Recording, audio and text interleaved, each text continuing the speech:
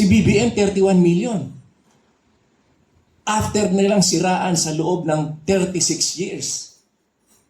Ay yung paratang nila ngayon na bangag at saka adik, baliwala yan doon sa mga pinaparatang sa kanila dati. Diktador, mamamatay tao, human rights violators, magnanakaw. Baliwala lang yung sinasabi nilang adik at bangag. At saka paano mo masasabing bangag si BBM? Napakatalino. Nakita nyo nga pag nag-speech, ang lalim ng kanyang mga sinasabi, hindi nagbabasa. Kahit notes, wala. Lahat spontaneous. Parehong-pareho ng kanyang ama. Na ang lahat ng sinasabi niya ay nasa isip niya agad. 3 presidente lamang ang nakita kong ganyan.